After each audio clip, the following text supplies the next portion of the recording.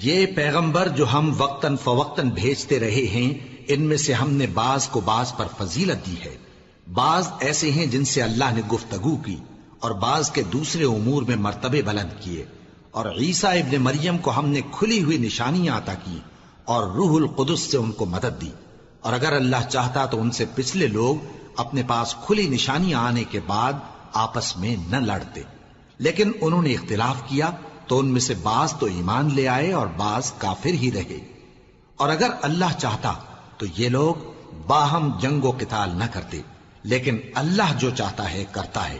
اے ایمان والو، جو مال ہم نے تم کو دیا ہے اس میں سے اس دن کے آنے سے پہلے پہلے خرچ کر لو جس میں نہ اعمال کا سودا ہو اور نہ دوستی اور سفارش ہو سکے، اور کفر کرنے والے لوگ ظالم ہیں۔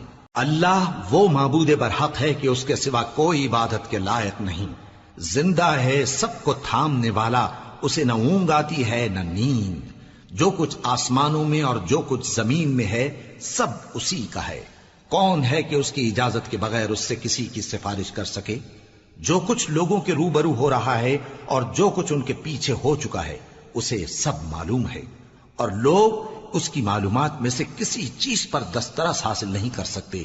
ہاں، جس قدر وہ چاہتا ہے اسی قدر معلوم کرا دیتا ہے۔ اس کی بادشاہی اور علم آسمان اور زمین سب پر حاوی ہے، اور اسے ان کی حفاظت کچھ بھی دشوار نہیں۔ وہ بڑا عالی رتبہ ہے، جلیل القدر ہے۔ دین اسلام میں کوئی زبردستی نہیں ہے، ہدایت صاف طور پر ظاہر اور گمراہی سے الگ ہو چکی ہے۔ تو جو شخص بتوں سے اعتقاد نہ رکھے اور اللہ پر ایمان لائے، اس نے ایسی مضبوط رسی ہاتھ میں پکڑ لی ہے جو کبھی ٹوٹنے والی نہیں، اور اللہ سب کچھ سنتا ہے، سب کچھ جانتا ہے۔ جو لوگ ایمان لائے ہیں ان کا دوست اللہ ہے کہ اندھیرے سے نکال کر روشنی میں لے جاتا ہے، اور جو کافر ہیں ان کے دوست شیطان ہیں کہ ان کو روشنی سے نکال کر اندھیرے میں لے جاتے ہیں۔ یہی لوگ اہل دوزخ ہیں کہ اس میں ہمیشہ رہیں گے۔ بھلا تم نے اس شخص کو نہیں دیکھا جو اس غرور کے سبب سے کہ اللہ نے اس کو سلطنت بخشی تھی، ابراہیم سے اپنے پروردگار کے بارے میں جھگڑنے لگا؟ جب ابراہیم نے کہا میرا پروردگار تو وہ ہے جو زندگی دیتا ہے اور موت دیتا ہے، وہ بولا کہ زندگی اور موت تو میں بھی دے سکتا ہوں۔ ابراہیم نے کہا کہ اللہ تو سورج کو مشرق سے نکالتا ہے، آپ اسے مغرب سے نکال دیجئے۔ یہ سن کر وہ کافر ہکا بکا رہ گیا، اور اللہ بے انصافوں کو ہدایت نہیں دیا کرتا۔ یا اسی طرح اس شخص کو نہیں دیکھا جس کا ایک بستی پر جو اپنی چھتوں پر گری پڑی تھی گزر ہوا، تو اس نے کہا کہ اللہ اس کے باشندوں کو مرنے کے بعد کیوں کر زندہ کرے گا؟ تو اللہ نے اس کی روح قبض کر لی اور 100 برس تک اس کو مردہ رکھا۔ پھر اس کو جلا اٹھایا اور پوچھا تم کتنا عرصہ مرے پڑے رہے ہو؟ اس نے جواب دیا کہ 1 دن یا اس سے بھی کم۔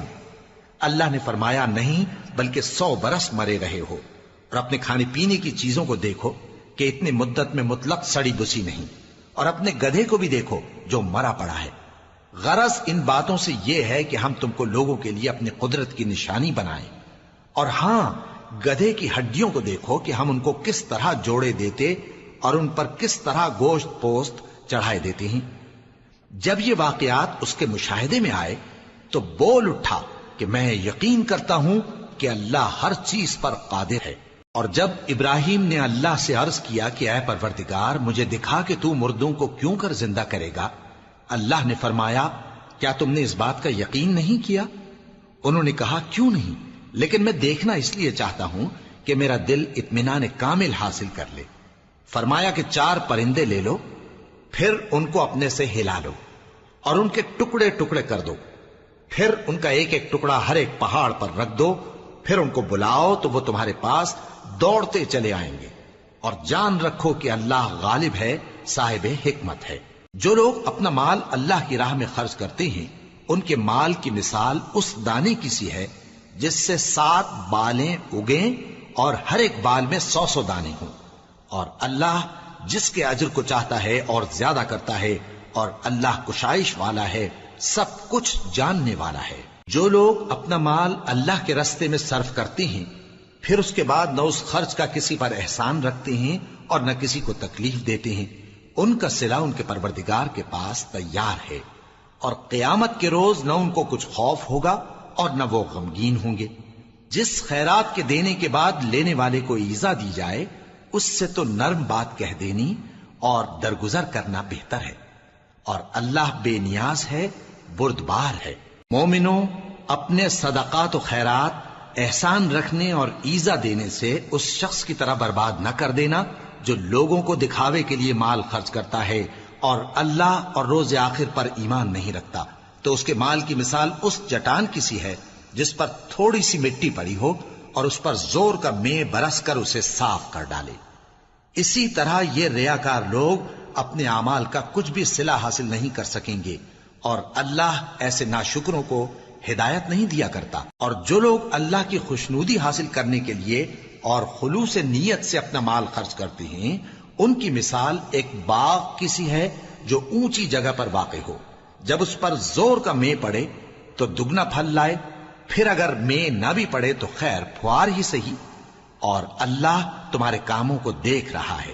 بھلا تم میں کوئی یہ چاہتا ہے کہ اس کا کھجوروں اور انگوروں کا باغ ہو جس میں نہریں بہہ رہی ہوں اور اس میں اس کے لیے ہر قسم کے میوے موجود ہوں، اور اسے بڑھاپا آ پکڑے اور اس کے ننھے ننھے بچے بھی ہوں، تو ناگہاں اس باغ پر آگ کا بھرا ہوا بگولا چلے، پس وہ جل جائے۔ اس طرح اللہ تم سے اپنی آیتیں کھول کھول کر بیان فرماتا ہے تاکہ تم سوچو اور سمجھو۔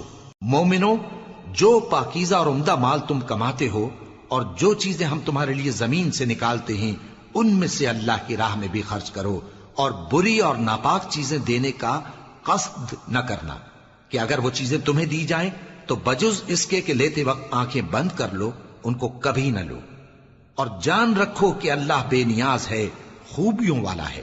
شیطان تمہیں تنگ دستی کا خوف دلاتا اور بے حیائی کے کام کرنے کو کہتا ہے، اور اللہ تم سے اپنی بخشش اور رحمت کا وعدہ کرتا ہے، اور اللہ کشائش والا ہے، سب کچھ جاننے والا ہے۔ وہ جس کو چاہتا ہے دانائی بخشتا ہے، اور جس کو دانائی ملی بے شک اس کو بڑی نعمت ملی۔ اور نصیحت تو وہی لوگ قبول کرتے ہیں جو عقل مند ہیں، اور تم اللہ کی راہ میں جس طرح کا خرچ کرو یا کوئی نذر مانو اللہ اس کو جانتا ہے، اور ظالموں کا کوئی مددگار نہ ہوگا۔ اگر تم خیرات ظاہر کر کے دو تو وہ بھی خوب ہے، اور اگر پوشیدہ دو اور دو بھی ضرورت مندوں کو تو یہ تمہارے لیے بہتر ہے، اور اس طرح کا دینا تمہارے گناہوں کو بھی دور کرے گا، اور اللہ کو تمہارے سب کاموں کی خبر ہے۔ اے نبی صلی اللہ علیہ وآلہ وسلم، تم ان لوگوں کی ہدایت کے ذمہ دار نہیں ہو، بلکہ اللہ ہی جس کو چاہتا ہے ہدایت بخشتا ہے۔ اور مومنو، تم جو مال خرچ کرو گے تو اس کا فائدہ تم ہی کو ہے، اور تم تو جو خرچ کرو گے اللہ کی خوشنودی کے لیے کرو گے، اور جو مال تم خرچ کرو گے وہ تمہیں پورا پورا دے دیا جائے گا اور تمہارا کچھ نقصان نہیں کیا جائے گا۔ اور ہاں، تم جو خرچ کرو گے تو ان حاجت مندوں کے لیے جو اللہ کی راہ میں رکے بیٹھے ہیں اور ملک میں کسی طرف جانے کی طاقت نہیں رکھتے اور مانگنے سے آر رکھتے ہیں، یہاں تک کہ نہ مانگنے کی وجہ سے ناواقف شخص ان کو تونگر خیال کرتا ہے، اور تم قیافے سے ان کو صاف پہچان لو کہ حاجت مند ہیں، اور شرم کے سبب لوگوں سے منہ پھوڑ کر اور لپٹ کر نہیں مانگ سکتے۔ اور تم جو مال خرچ کرو گے کچھ شک نہیں کہ اللہ اس کو جانتا ہے۔ جو لوگ اپنا مال رات اور دن اور پوشیدہ اور ظاہر اللہ کی راہ میں خرچ کرتے رہتے ہیں، ان کا صلہ ان کے پروردگار کے پاس ہے، اور ان کو قیامت کے دن نہ کسی طرح کا خوف ہوگا اور نہ غم۔ جو لوگ سود کھاتے ہیں وہ قبروں سے اس طرح حواس باختہ اٹھیں گے جیسے کسی کو جن نے لپٹ کر دیوانہ بنا دیا ہو، یہ اس لیے کہ وہ کہتے ہیں کہ سودا بیچنا بھی تو نفع کے لحاظ سے ویسا ہی ہے جیسے سود لینا، حالانکہ سودے کو اللہ نے حلال کیا ہے اور سود کو حرام۔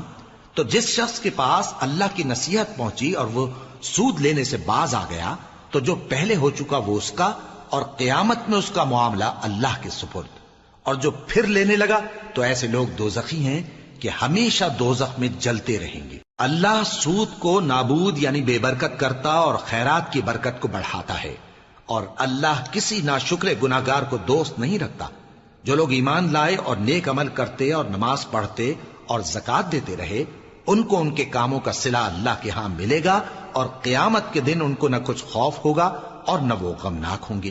مومنو، اللہ سے ڈرو، اور اگر ایمان رکھتے ہو تو جتنا سود باقی رہ گیا ہے اس کو چھوڑ دو، پھر اگر ایسا نہ کرو گے تو تم اللہ اور اس کے رسول کی طرف سے اعلان جنگ سن لو، اور اگر توبہ کر لو گے اور سود چھوڑ دو گے تو تم کو اپنی اصل رقم لینے کا حق ہے، جس میں نہ اوروں کا نقصان اور نہ تمہارا نقصان۔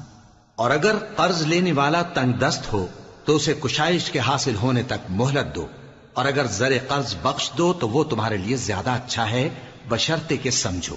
اور اس دن سے ڈرو جبکہ تم اللہ کے حضور میں لوٹ کر جاؤ گے، اور ہر شخص اپنے اعمال کا پورا پورا بدلہ پائے گا اور کسی کو کچھ نقصان نہ ہوگا۔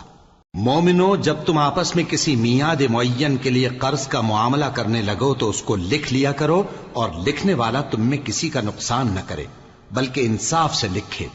نیز لکھنے والا جیسا اللہ نے اسے سکھایا ہے لکھنے سے انکار بھی نہ کرے اور دستاویز لکھ دے، اور جو شخص قرض لے وہی دستاویز کا مضمون بول کر لکھوائے، اور اللہ سے کہ اس کا مالک ہے خوف کرے، اور زر قرض میں سے کچھ کم نہ لکھوائے۔ اور اگر قرض لینے والا کم عقل یا ضعیف ہو یا مضمون لکھوانے کی قابلیت نہ رکھتا ہو تو جو اس کا ولی ہو وہ انصاف کے ساتھ مضمون لکھوائے، اور اپنے میں سے 2 مردوں کو ایسے معاملے کے گواہ کر لیا کرو، اور اگر 2 مرد نہ ہوں تو 1 مرد اور 2 عورتیں جن کو تم گواہ پسند کرو کافی ہیں، کہ اگر ان میں سے ایک بھول جائے گی تو دوسری اسے یاد دلا دے گی۔ اور جب گواہ گواہی کے لیے طلب کیے جائیں تو انکار نہ کریں، اور قرض تھوڑا ہو یا بہت اس کی دستاویز کے لکھنے لکھانے میں سستی نہ کرنا۔ یہ بات اللہ کے نزدیک نہایت قرین انصاف ہے، اور شہادت کے لیے بھی یہ بہت درست طریقہ ہے۔ اس سے تم کو کسی طرح کا شک و شبہ بھی نہیں پڑے گا۔ ہاں، اگر سودا دست بدست ہو جو تم آپس میں لیتے دیتے ہو تو اگر ایسے معاملے کے دستاویز نہ لکھو تو تم پر کچھ گناہ نہیں۔ اور جب خرید و فروخت کیا کرو، مثلا زمین جائیداد کی، تو بھی گواہ کر لیا کرو، اور کاتب دستاویز اور گواہ معاملہ کرنے والوں کا کسی طرح کا نقصان نہ کریں۔ اگر تم لوگ ایسا کرو تو یہ تمہارے لیے گناہ کی بات ہے، اور اللہ سے ڈرو اور دیکھو کہ وہ تم کو کیسی مفید باتیں سکھاتا ہے، اور اللہ ہر چیز سے واقف ہے۔ اور اگر تم سفر پر ہو اور دستاویز لکھنے والا نہ مل سکے تو کوئی چیز رہن با قبضہ رکھ کر قرض لے لو، اور اگر تم میں سے کوئی دوسرے کو امین سمجھے یعنی رہن کے بغیر قرض دے دے تو امانت دار کو چاہیے کہ صاحب امانت کی امانت ادا کر دے، اور اللہ سے جو اس کا پروردگار ہے ڈرے، اور دیکھنا شہادت کو مت چھپانا، جو اس کو چھپائے گا وہ دل کا گناہگار ہوگا۔ اور اللہ تمہارے سب کاموں سے واقف ہے، جو کچھ آسمانوں میں اور جو کچھ زمین میں ہے سب اللہ ہی کا ہے۔ تم اپنے دلوں کی بات کو ظاہر کرو گے تو اور چھپاؤ گے تو اللہ تم سے اس کا حساب لے گا، پھر وہ جسے چاہے مغفرت کرے اور جسے چاہے عذاب دے، اور اللہ ہر چیز پر قادر ہے۔ رسول اللہ صلی اللہ علیہ وآلہ وسلم اس کتاب پر جو ان کے پروردگار کی طرف سے ان پر نازل ہوئی ایمان رکھتے ہیں، اور مومن بھی سب اللہ پر اور اس کے فرشتوں پر اور اس کی کتابوں پر اور اس کے پیغمبروں پر ایمان رکھتے ہیں، اور کہتے ہیں کہ ہم اس کے پیغمبروں سے کسی میں کچھ فرق نہیں کرتے، اور وہ اللہ سے عرض کرتے ہیں کہ ہم نے تیرا حکم سنا اور قبول کیا۔ اے پروردگار، ہم تیری بخشش مانگتے ہیں اور تیری ہی طرف لوٹ کر جانا ہے۔ اللہ کسی شخص کو اس کی طاقت سے زیادہ کا ذمہ دار نہیں بناتا۔ اچھے کام کرے گا تو اس کو ان کا فائدہ ملے گا، برے کرے گا تو اسے ان کا نقصان پہنچے گا۔ اے پروردگار، اگر ہم سے بھول یا چوک ہو گئی ہو تو ہم سے مواخذہ نہ کیجو۔ اے پروردگار، ہم پر ایسا بوجھ نہ ڈالیو جیسا تو نے ہم سے پہلے لوگوں پر ڈالا تھا۔ اے پروردگار، جتنا بوجھ اٹھانے کی ہم میں طاقت نہیں اتنا بوجھ ہم پر نہ رکھیو، اور اے پروردگار ہمارے گناہوں سے درگزر کر اور ہمیں بخش دے اور ہم پر رحم فرما، تو ہی ہمارا مددگار ہے، سو ہم کو کافروں پر غالب کر۔ شروع اللہ کا نام لے کر جو بڑا مہربان نہایت رحم والا ہے۔ الف لام میم۔ اللہ جو معبود برحق ہے، اس کے سوا کوئی عبادت کے لائق نہیں، زندہ ہے سب کو تھامنے والا۔ اس نے اے نبی تم پر سچی کتاب نازل کی جو پہلی آسمانی کتابوں کی تصدیق کرتی ہے، اور اسی نے تورات اور انجیل نازل کی تھی۔ یہ 2 کتابیں اس نے پہلے نازل کی تھیں لوگوں کی ہدایت کے لیے، اور پھر قرآن جو حق اور باطل کو الگ الگ کر دینے والا ہے نازل کیا۔ جو لوگ اللہ کی آیتوں کا انکار کرتے ہیں ان کو سخت عذاب ہوگا، اور اللہ زبردست ہے، بدلہ لینے والا ہے۔ اللہ ایسا خبیر و بصیر ہے کہ کوئی چیز اس سے پوشیدہ نہیں، نہ زمین میں اور نہ آسمان میں۔ وہی تو ہے جو ماں کے پیٹ میں جیسی چاہتا ہے تمہاری صورتیں بناتا ہے، اس غالب حکمت والے کے سوا کوئی عبادت کے لائق نہیں۔ اے پیغمبر، وہی تو ہے جس نے تم پر یہ کتاب نازل کی جس کی بعض آیتیں محکم ہیں اور وہی اصل کتاب ہیں، اور بعض دوسری متشابہ ہیں۔ تو جن لوگوں کے دلوں میں کجی ہے وہ متشابہات کا اتباع کرتے ہیں تاکہ فتنہ برپا کریں اور مراد اصلی کا پتہ لگائیں، حالانکہ مراد اصلی اللہ کے سوا کوئی نہیں جانتا۔ اور جو لوگ علم میں گہری نظر رکھتے ہیں وہ یہ کہتے ہیں کہ ہم ان پر ایمان لائے، یہ سب آیات ہمارے پروردگار کی طرف سے ہیں، اور نصیحت تو عقل مند ہی قبول کرتے ہیں۔ اے پروردگار، جب تو نے ہمیں ہدایت بخشی ہے تو اس کے بعد ہمارے دلوں میں کجی نہ پیدا کر دیجو، اور ہمیں اپنے ہاتھ سے رحمت عطا فرما، تو بڑا عطا فرمانے والا ہے۔ اے پروردگار، تو اس روز جس کے آنے میں کچھ بھی شک نہیں سب لوگوں کو اپنے حضور میں جمع کر لے گا، بے شک اللہ خلاف وعدہ نہیں کرتا۔ جو لوگ کافر ہوئے اس دن نہ تو ان کا مال ہی اللہ کے عذاب سے ان کو بچا سکے گا اور نہ ان کی اولاد ہی کچھ کام آئے گی، اور یہ لوگ آتش جہنم کا ایندھن ہوں گے۔ ان کا حال بھی فرعونیوں اور ان سے پہلے لوگوں کا سا ہوگا جنہوں نے ہماری آیتوں کی تکذیب کی تھی، تو اللہ نے ان کو ان کے گناہوں کے سبب عذاب میں پکڑ لیا تھا، اور اللہ سخت عذاب کرنے والا ہے۔ اے پیغمبر، کافروں سے کہہ دو کہ تم دنیا میں بھی عنقریب مغلوب ہو جاؤ گے اور آخرت میں جہنم کی طرف اکٹھا کیے جاؤ گے، اور وہ بری جگہ ہے۔ تمہارے لیے دو گروہوں میں جو جنگ بدر کے دن آپس میں بھیڑ گئے قدرت الہی کی عظیم الشان نشانی تھی۔ ایک گروہ مسلمانوں کا تھا، وہ اللہ کی راہ میں لڑ رہا تھا، اور دوسرا گروہ کافروں کا تھا، وہ ان کو اپنی آنکھوں سے اپنے سے دگنا مشاہدہ کر رہا تھا۔ اور اللہ اپنی نصرت سے جس کو چاہتا ہے مدد دیتا ہے۔ جو اہل بصارت ہیں ان کے لیے اس واقعے میں بڑی عبرت ہے۔ لوگوں کو ان کی خواہشوں کی چیزیں یعنی عورتیں اور بیٹے اور سونے اور چاندی کے بڑے بڑے ڈھیر اور نشان لگے ہوئے گھوڑے اور مویشی اور کھیتی بڑی زینت دار معلوم ہوتی ہیں، مگر یہ سب دنیا ہی کی زندگی کے سامان ہیں، اور اللہ کے پاس بہت اچھا ٹھکانہ ہے۔ اے پیغمبر، ان سے کہو کہ بھلا میں تم کو ایسی چیز بتاؤں جو ان چیزوں سے کہیں اچھی ہو؟ سنو، جو لوگ پرہیزگار ہیں ان کے لیے اللہ کے ہاں باغات بہشت ہیں جن کے نیچے نہریں بہ رہی ہیں، ان میں وہ ہمیشہ رہیں گے، اور پاکیزہ بیویاں ہیں، اور سب سے بڑھ کر اللہ کی خوشنودی۔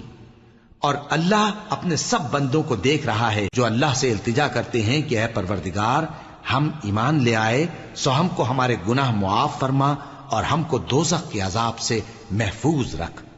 یہ وہ لوگ ہیں جو مشکلات میں صبر کرتے اور سچ بولتے اور عبادت میں لگے رہتے اور نیکی میں خرچ کرتے اور اوقات سحر میں گناہوں کی معافی مانگا کرتے ہیں۔ اللہ تو اس بات کی گواہی دیتا ہے کہ اس کے سوا کوئی معبود نہیں۔ اس حال میں